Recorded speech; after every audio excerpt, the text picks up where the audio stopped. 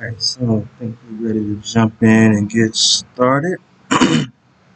Today, just looking to get started on a full stack web app that's going to include authentication via authjs, server actions, the latest version of nextjs, prisma is the ORM, mongodb, and we'll have a few other things that we'll add on to it. We may not get entirely through the project today, because I do plan on adding comments and a few other things. So we'll just make this a multi-part series. And for those that are interested, yeah, 3 times, right? Those that are interested, I'll be sure to make this into one video. That'll be with a few less errors and a little easier to follow along.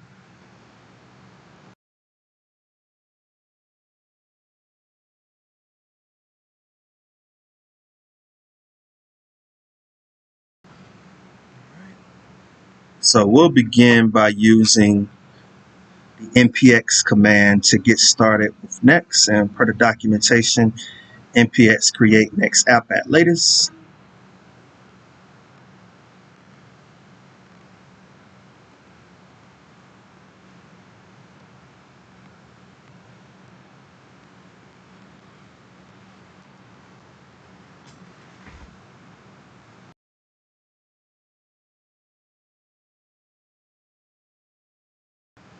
For the project, we're going to say yes to TypeScript, yes to ESLint, yes to Tailwind, no to SRC, yes to the app router, yes to the turbo pack, no to the import alias, and just give it a moment or two to finish installing.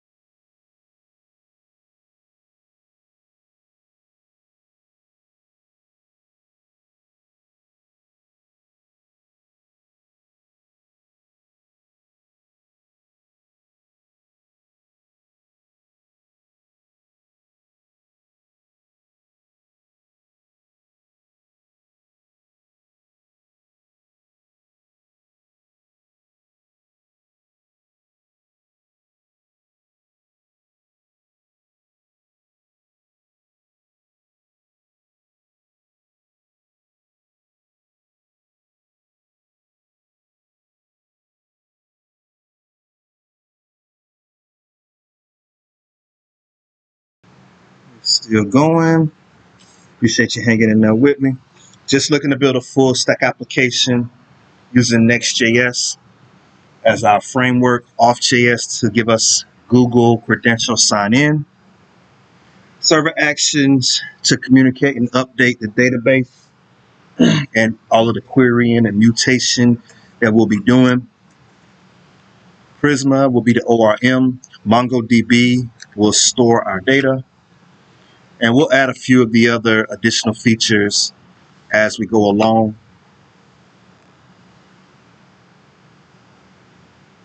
Still going.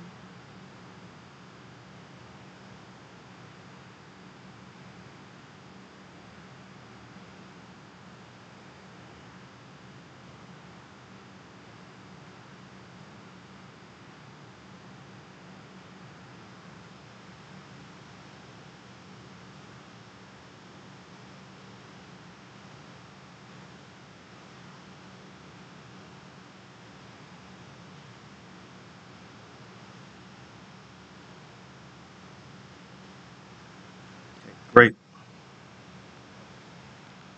So we'll begin.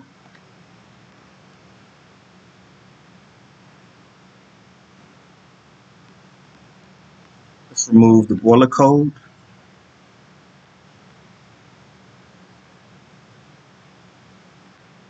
From the page.tsx file. And just replace it with some text. And we'll go to the global CSS. And we'll set the height of our HTML body.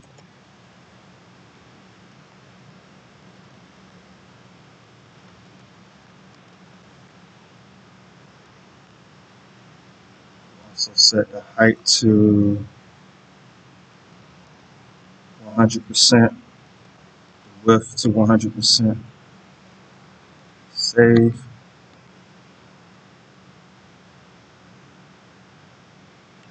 And let's add some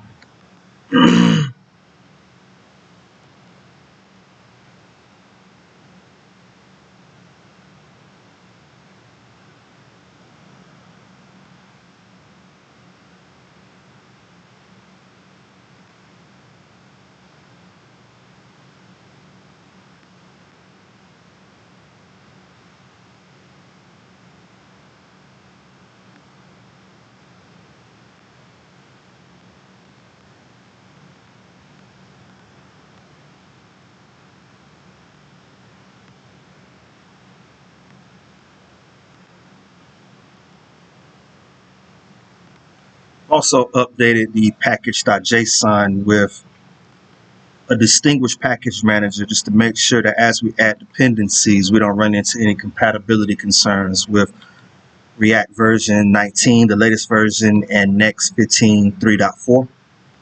15.3.4. So we'll just make sure that our application works. Let's go ahead and run npm run dev in the terminal.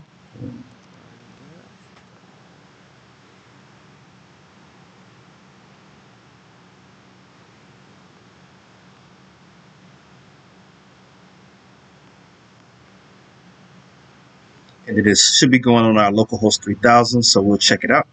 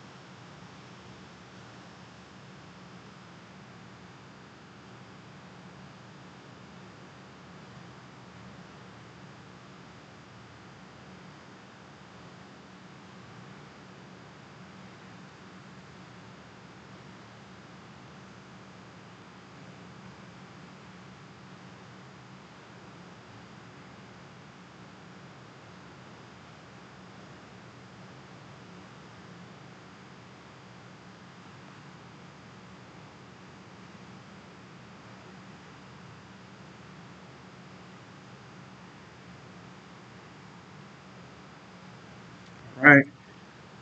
And next, I'm going to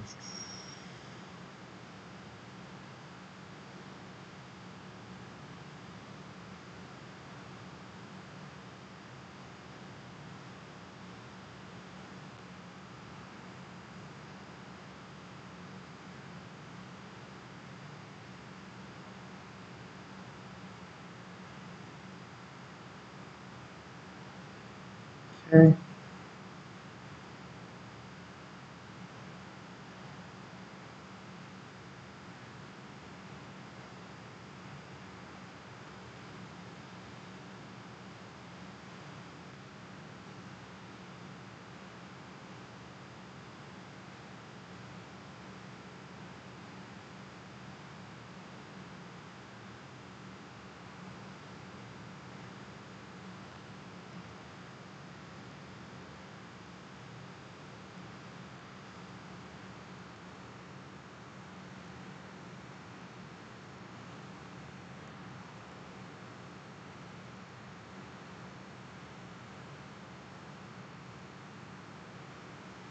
Right. So first things first, what I want to do is go ahead and establish our database.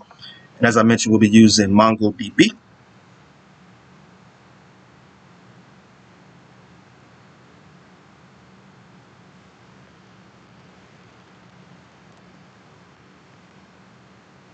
So we'll go to mongodb.com. It is free to establish an account if you don't already have one.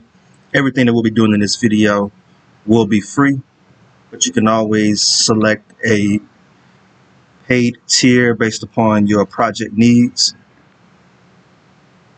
So give me just a moment. I'm going to log in with Google.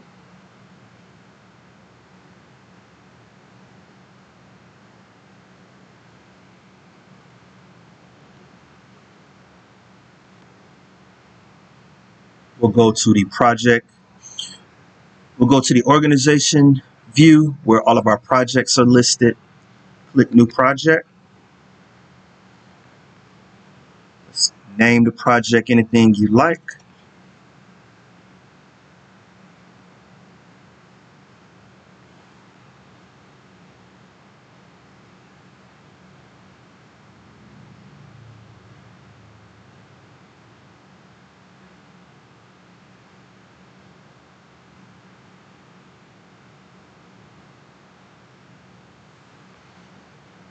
Once it is created, we'll then create a cluster.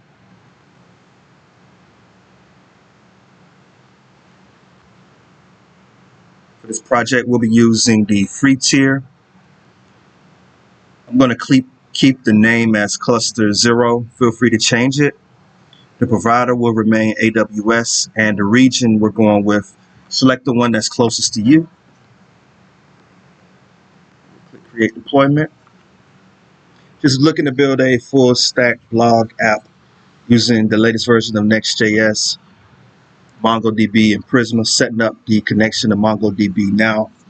And then from there, we'll move into adding in Prisma and authjs. To establish the connection to the cluster, we need to have a username and password. We'll go ahead and create the database user now.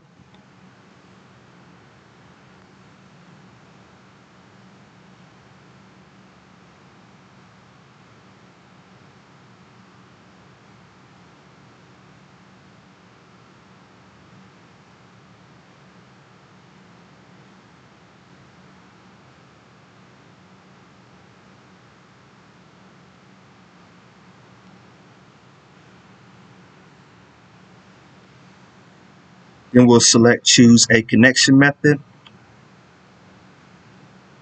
Because we're using VS Code, the connection method is going to be MongoDB for VS Code, obviously. From this window, we'll need to capture the connection string. That string is going to contain the username and password. So for now, we'll just go ahead and click copy, and we'll go back to VS Code.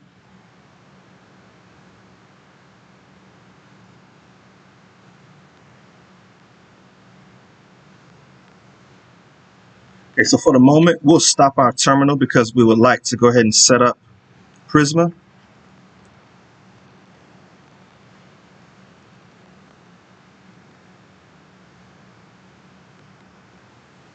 The first command we'll need to do is install Prisma.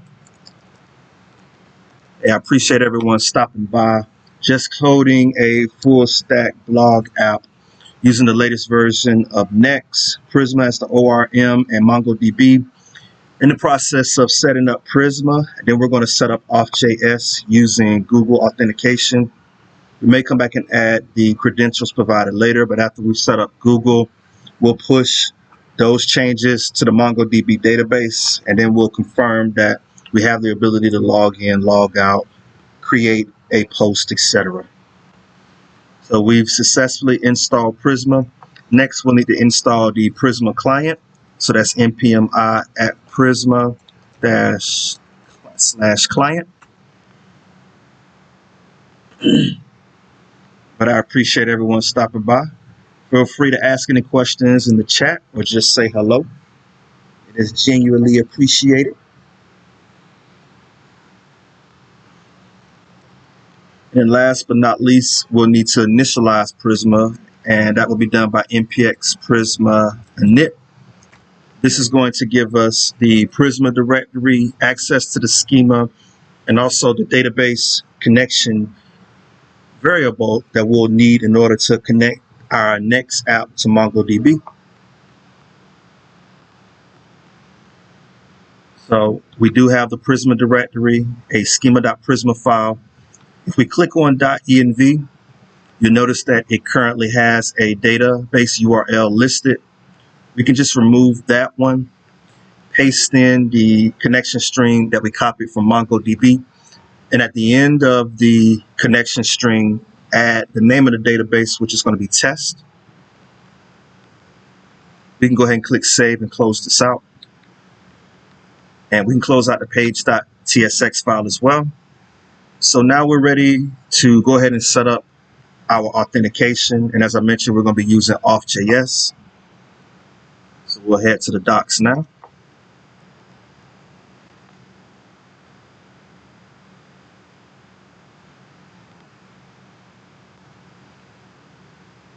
So from the auth.js.dev website or URL, we'll click on Get Started.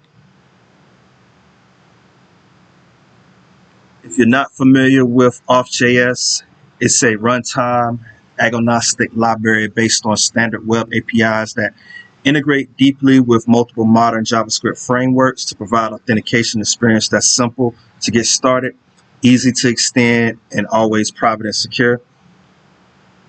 There are several options, Clerk and a few others. I like authjs. I know it is probably not the best well written, if you will, but it does allow quite a bit of flexibility to customize your authentication based on your own personal workflow. It does require a little more user input up front. You would like some of the stuff to be a little more out of the box, specifically with credentials. But I know that a lot of employers don't use credentials anymore. They prefer to use, they don't use email password. They use a OAuth provider like Google or Facebook or one of the other ones. So, but it's still good to just have it if you prefer, or if there's a need for you to write a username, email, password, login, authentication flow. But this is perfect.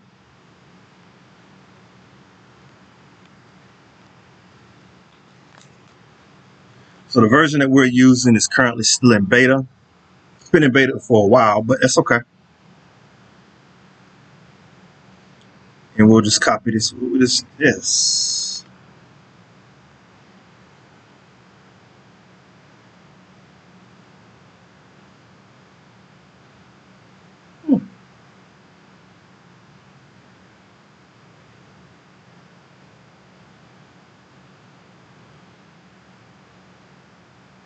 So I haven't used this approach yet.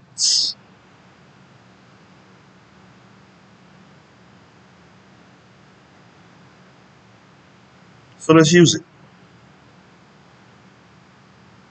We'll install the npm I next auth beta.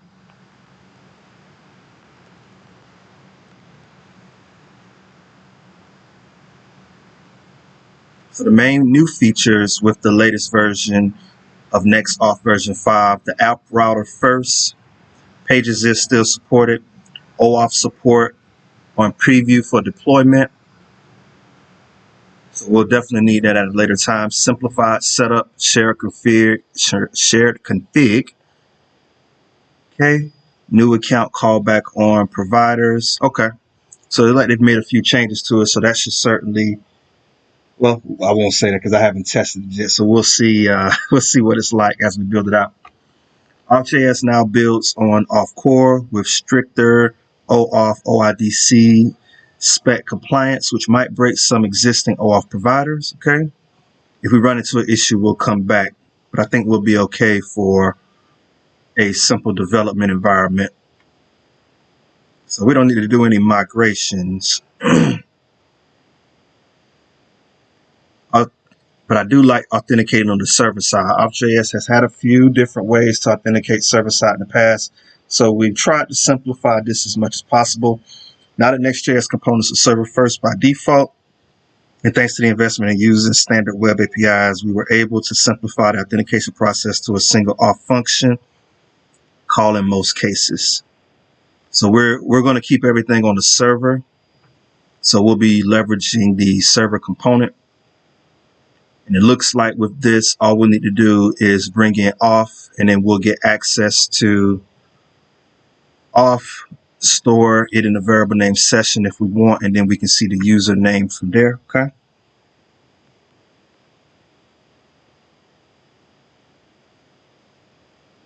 And then we'll be using the Prisma adapter, so we won't have to install. Well, it's the same thing. It's just a different syntax. Okay. Database migration. So it looks like it's a whole lot of changes. Just the way we access. Okay, this is new. The following file names are only a convention. They could be named anything you like. Yep, config ts file, which exports an object containing your auth configuration options. You could put all common configurations here, which does not rely on the adapter. Okay.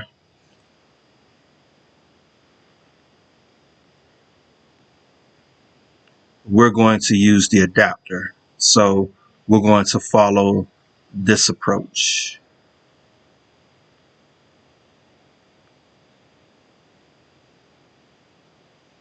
Auth config.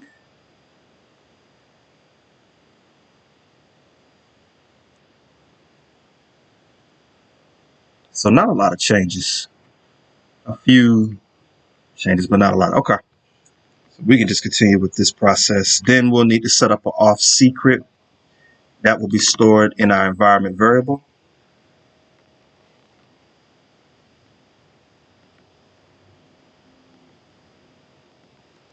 So back in VS Code within the .env file, underneath the database URL, we'll paste the variable auth secret and just make up something. Please make sure yours is much more secure than what I'm using. I'm just doing this for demonstration purposes, especially if you're going to deploy out to the web. Then we'll need to set up the auth.ts file in the root of the project and paste in our handlers because we're going to need sign in, sign out, and auth. So we'll go back to VS Code. In the root, we'll add a file named auth.ts.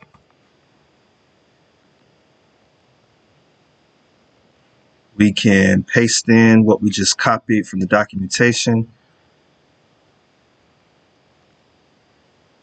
Then we'll need to add the route handler.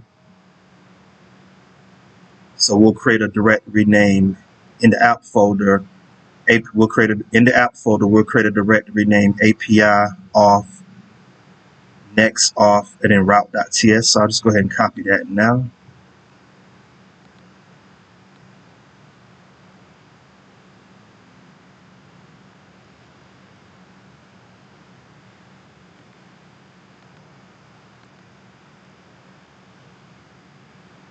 Then we need to add a file named route.ts. And we'll just import the handlers from auth and export get and post Those are the requests that will be made in order to log in. We'll be getting and posting.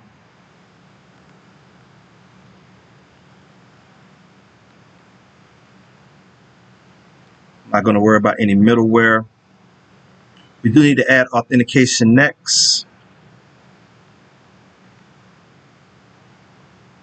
We technically don't need a database. By default, saves the session and a cookie using encrypted JSON web tokens. So you don't need to set up a database. However, you want to persist the user data, you can set up a database by using one of our official database adapters or create your own. We're going to use an adapter and we do want to save it, but it's cool that you don't necessarily have to worry about it. If you don't choose to store the session, you may just want to confirm that the user is logged in and let that be that. And every time that they visit the page, they would have to log in, or if they migrated away from the page, they would have to log in. So it's cool that it gives you that option.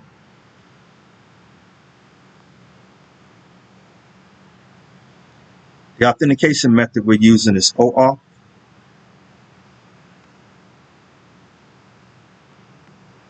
Using Google. So first you have to set up an OAuth application on the Google Developers Dashboard. So that is going to be the Google console. Now I already have one set up, so I'm not going to bore you with that process. If you need help with it, I'll put a video in the description if you're following along. Otherwise, just use one based off what you already have set up. I don't want to incur any charges by having too many of these things going at once. So I'm just going to use what I already have. The first thing I'll need is the client ID. And if I recall, it needs to be saved within an environment variable inside of the .env file. So I'll copy both of these variable names now. Back to the .env, we'll paste it in, and then this is what we're going to capture from the Google console. We'll need the ID and the secret. So here's the ID.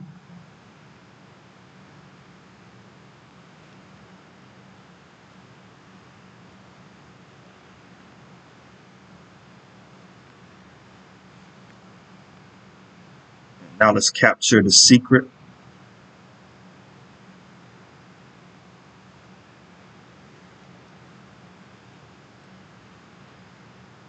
So the main thing you want to make sure is that your authorized origin, that this matches your base URL. If it was a deployed project, that would be your base.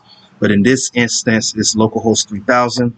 The authorized redirects, notice that all of them start with localhost 3000. And for this section, you'll have two. The first one will be the API auth callback / Google. That is coming from this suggested callback URL. Notice that the origin remains consistent. In this instance, it's localhost 3000. And you'll need one additional one. That's all you need to do to set it up. But if you need help, I'll include a video, or if you're unsure or get stuck. But for now, let's just copy the client secret. We'll go ahead and click save to close this out because we shouldn't need it anymore. We'll go back to the .env, and it is already pasted in. Perfect. It already did it. I couldn't remember. All right, so I'm going to leave that open for right now. Once we confirm our login is fine, I'll close it out because we won't need it again. And as we go through this, we do need to import Google as the provider within the auth.ts file. So we have auth.ts. Let's go ahead and paste in Google. And then the provider we're passing in is Google.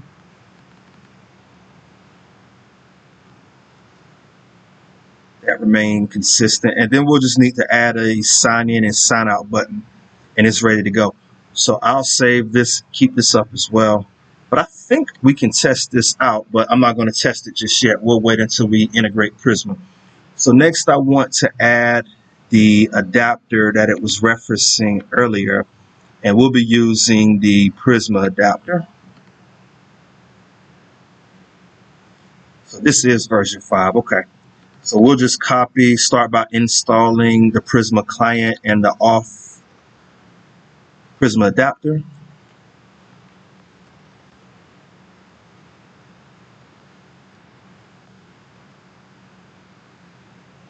And we'll install Prisma as a development dependency.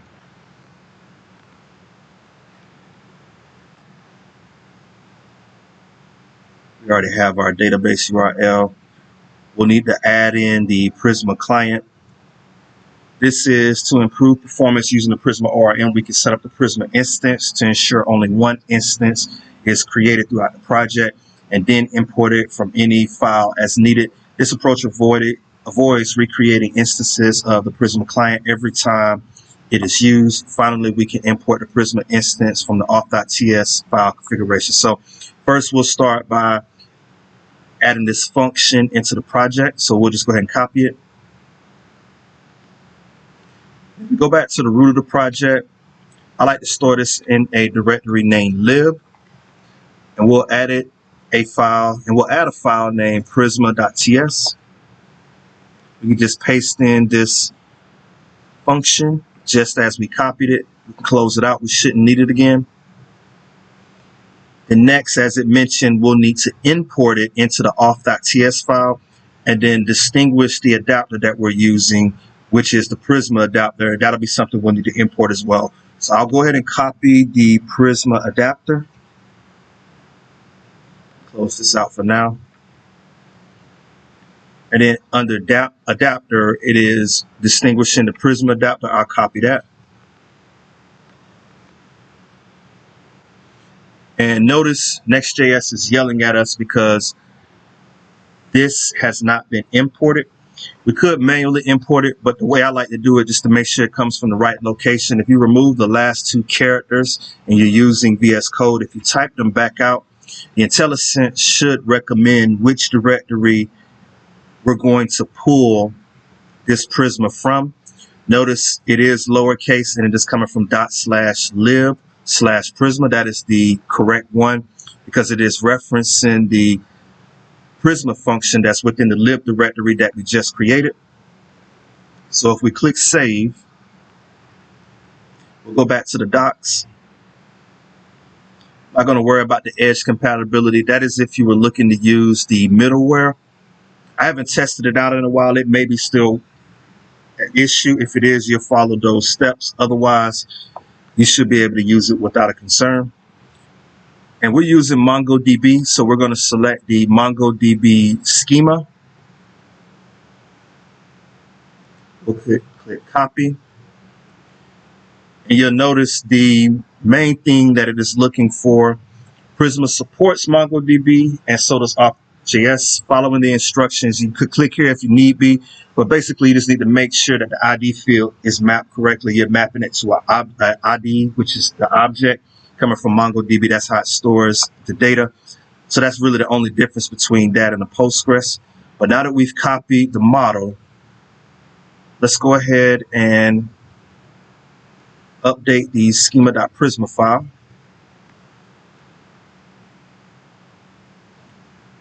I'll remove the authenticator.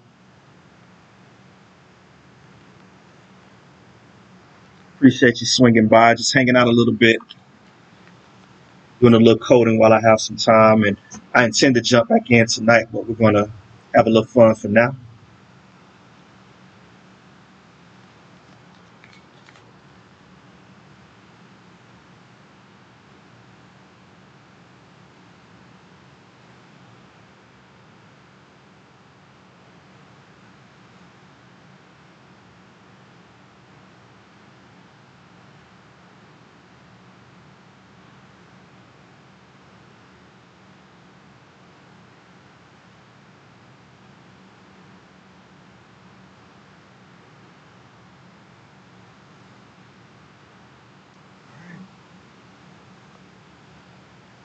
I'm going to remove the authenticator because I'm not using that.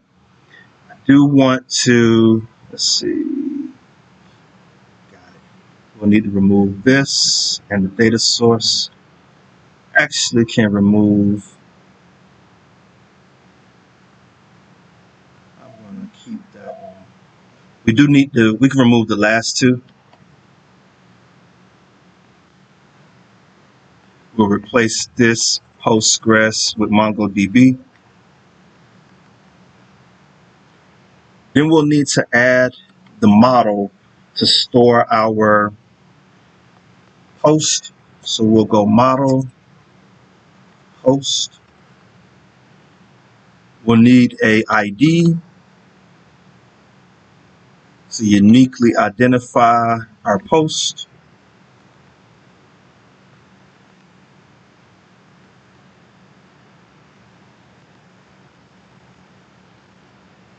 We'll add a title of string, content, which will be a string.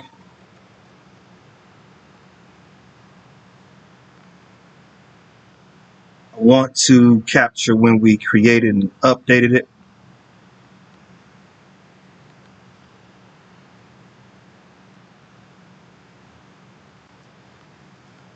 And then I need a way to reference the post by the user that created it.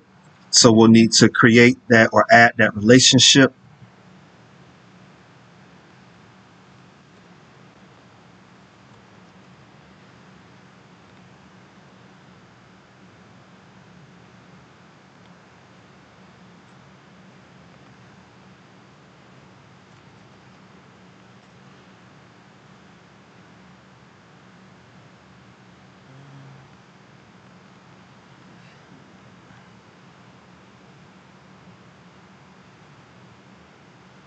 Okay. So we'll add user ID. I'm going to do it by the email. So we'll go in the post, we'll add user email, and then we'll just reference it as a string. And then we'll add the relation. Okay. So we'll just copy this.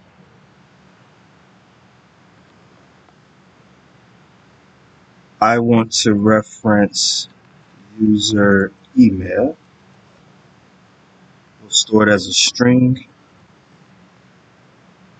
The relation will be with the user. It's going to reference the email. The email I want it to look for is user email. Then we'll just need to create an empty array named post and store it with the user. Okay. That should care for our relationship between user and post. That way we can have a dashboard page that will only allow us to see all of the posts that we created. So that'll give us another feature and benefit. It'll make it a little easier when we get ready to integrate comments and look for the user session and all that good stuff. So with this, we should be ready to push these changes to MongoDB. So to apply the schema, we'll just type in this command. Both of these commands, I should say.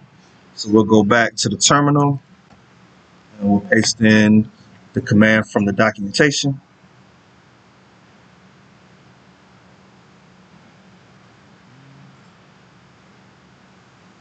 Provider is not supported with this command.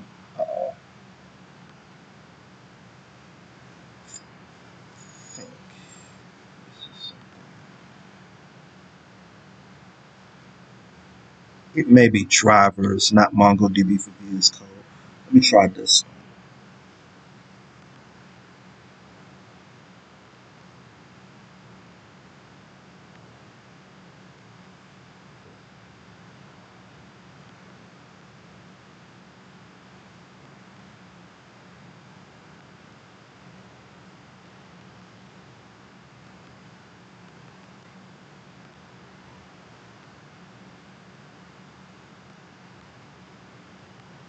So you can see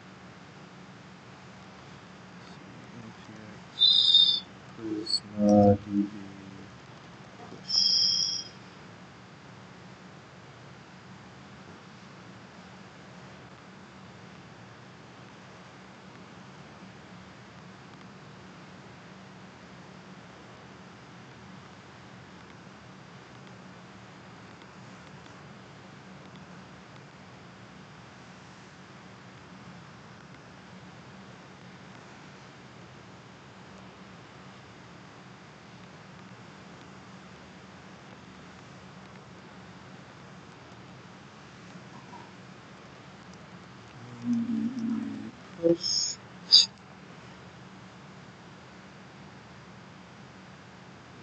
Allow.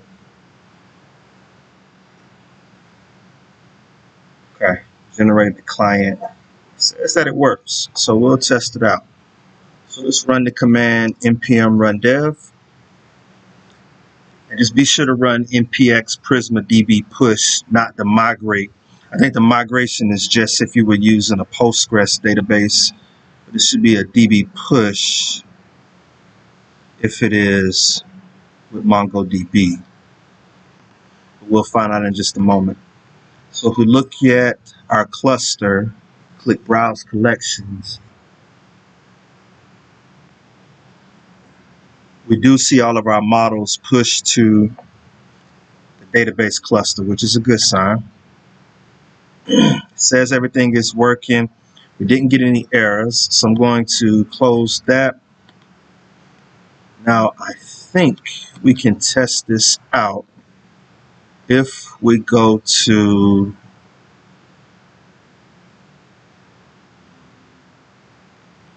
this URL, auth callback.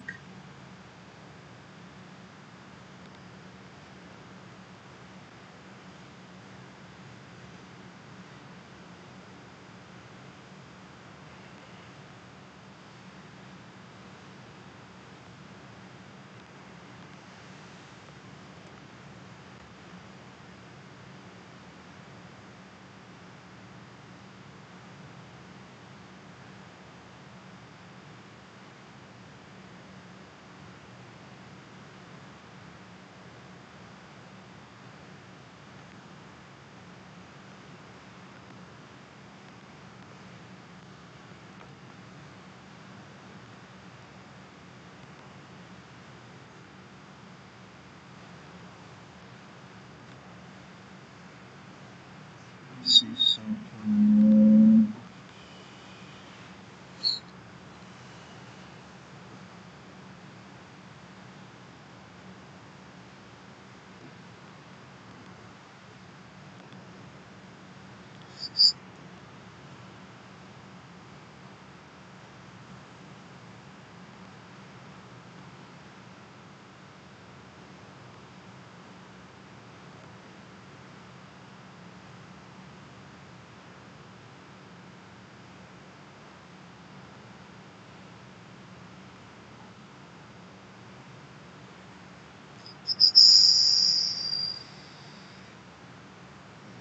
There. The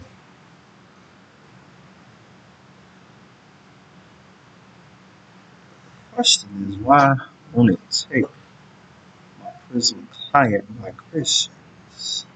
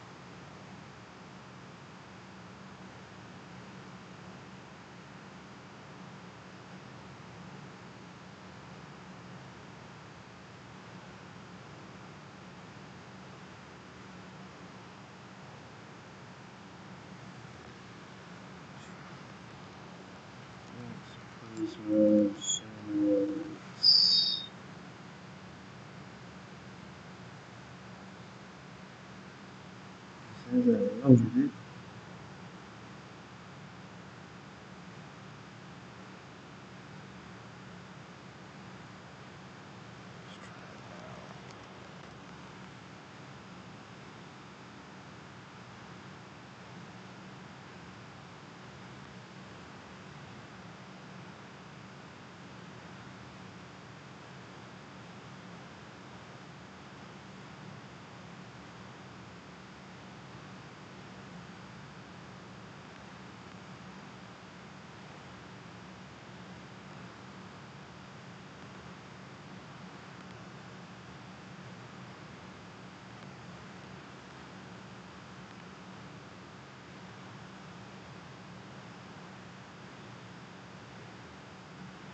It's not showing an error.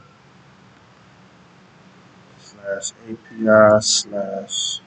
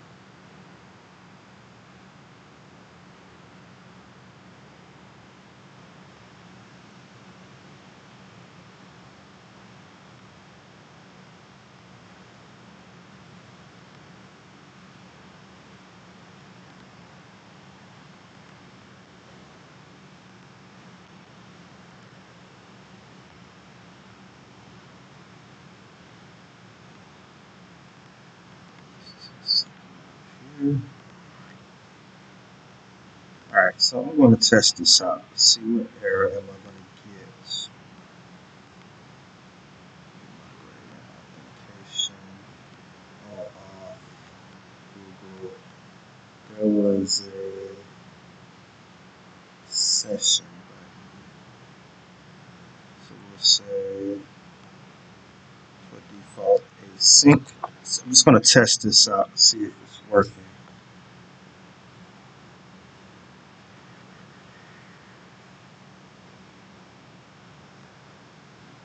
I think it said it's just off now. So we'll import, sign in, sign out, and then off. Sign in, sign out, off. Session, let's say const session is equal to await auth.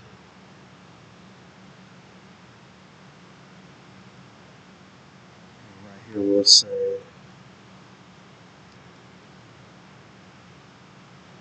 if no session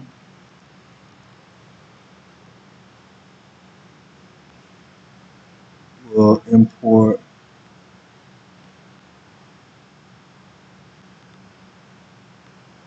this action. I'm not 100% sure I can do it like this, but I'm going to try it. Otherwise, if there's no session, sign in. If there is one, we'll say sign out.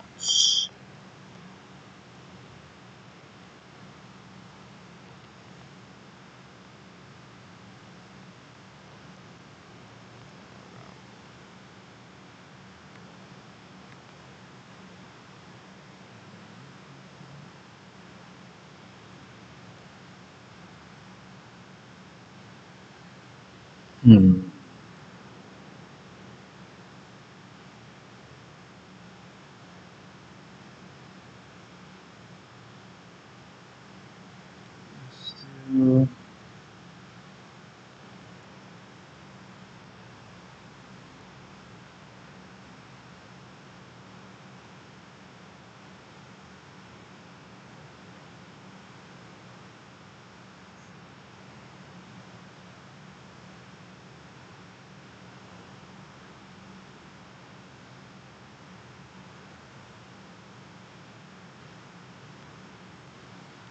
Try this again.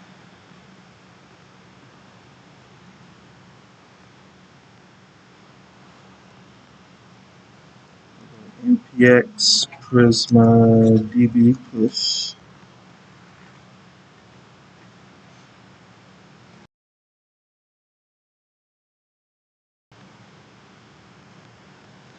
That went through fine. It says already in sync, generated the Prisma client.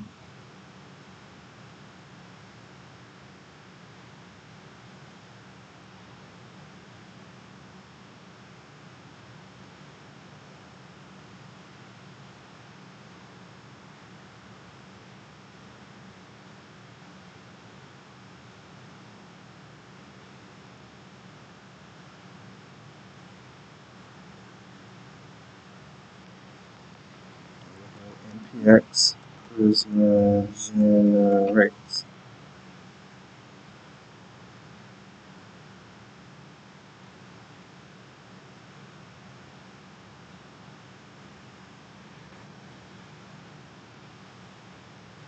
Should take care of it.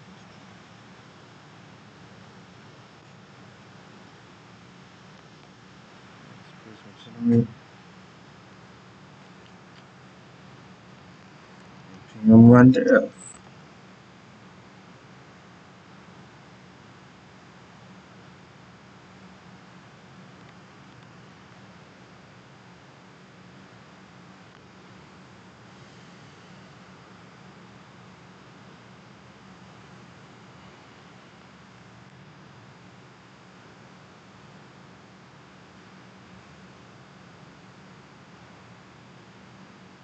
Oh.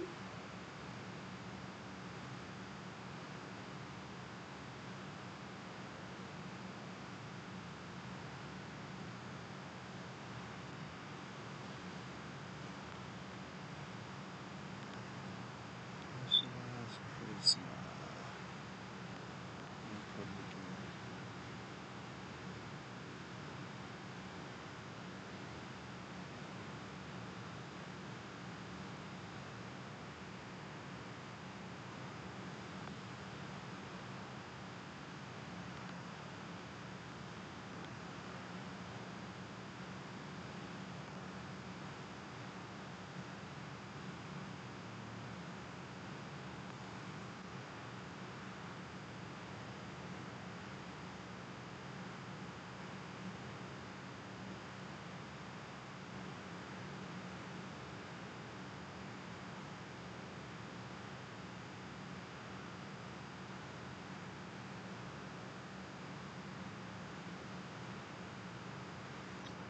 I think I know why.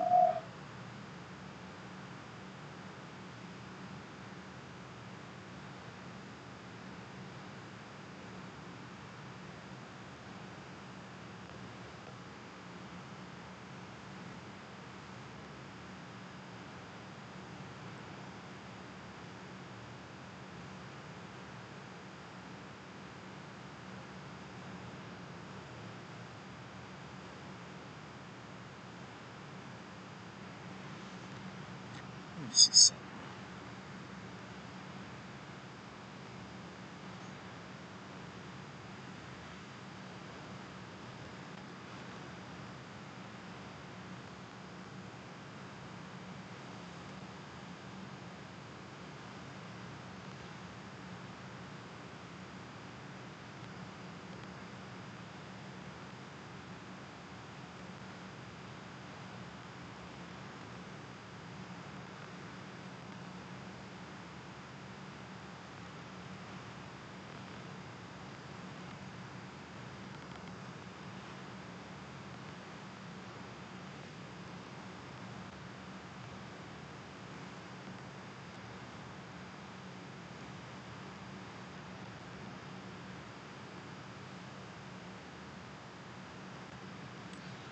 Scan.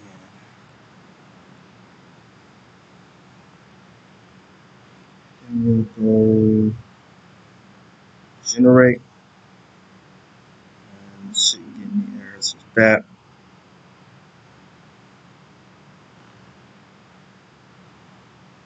It says it's there. So now we'll run npm run dev and let's see what we get.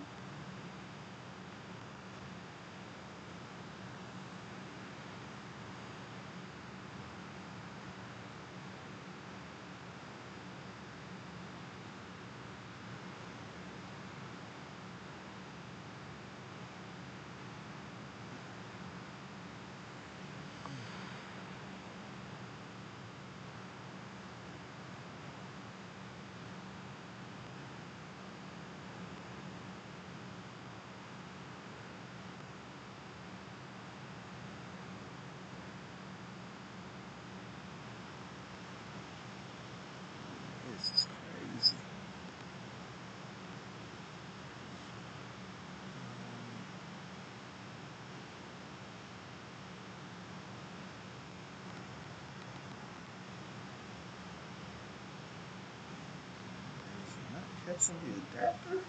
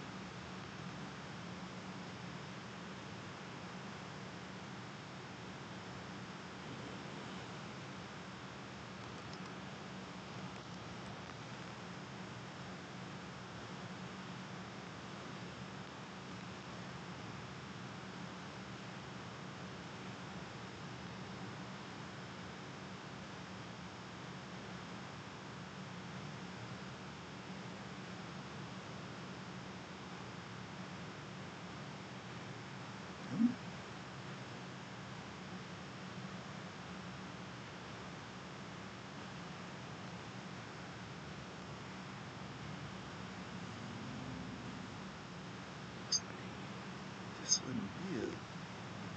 Let me try this as a TSX file.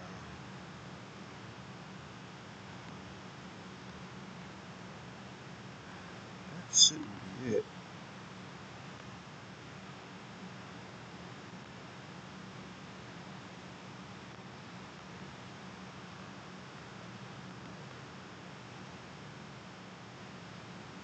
That's a TS file.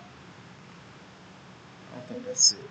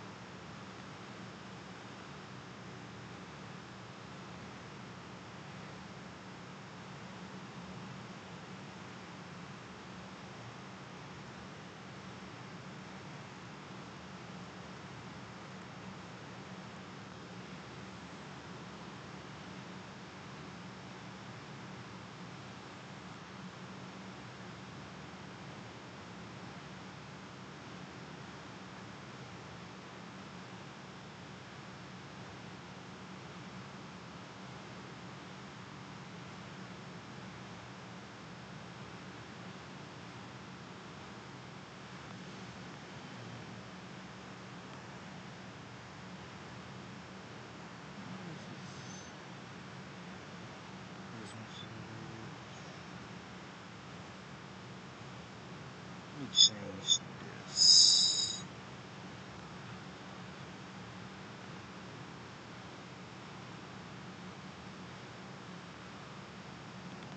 Don't worry about this output.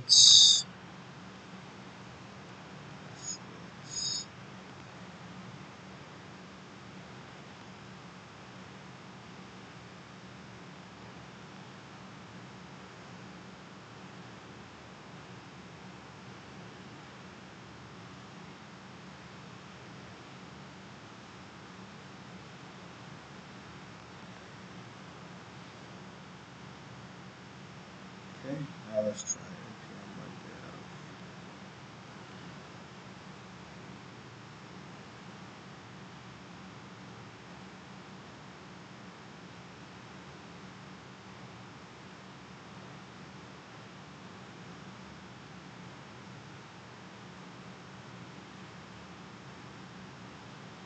Oh, okay. So that seems to have been the issue. Don't need this output. Let's make sure everything looks good with our database.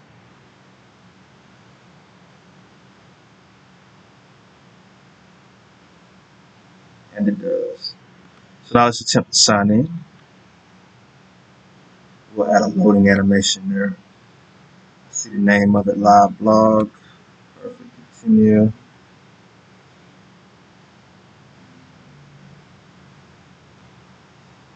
And I see log out.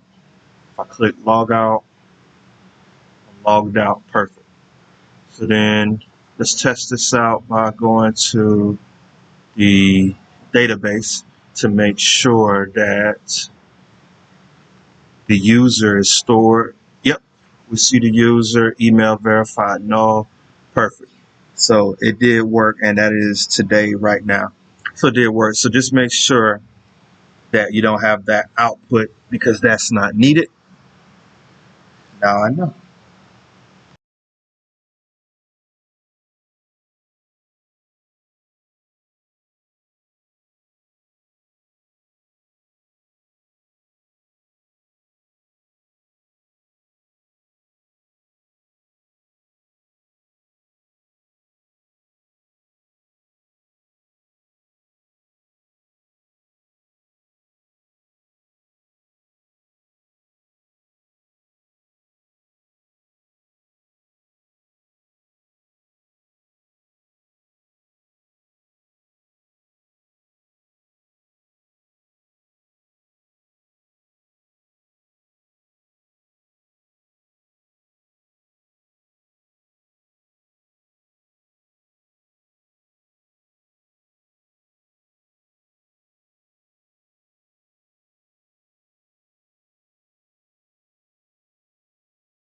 All right, so that is going to care for the authentication portion.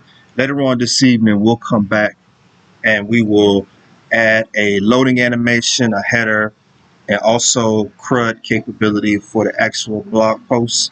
Thank you for sticking in there with me, hanging through the debugging process. I'll see you later on this evening. Peace.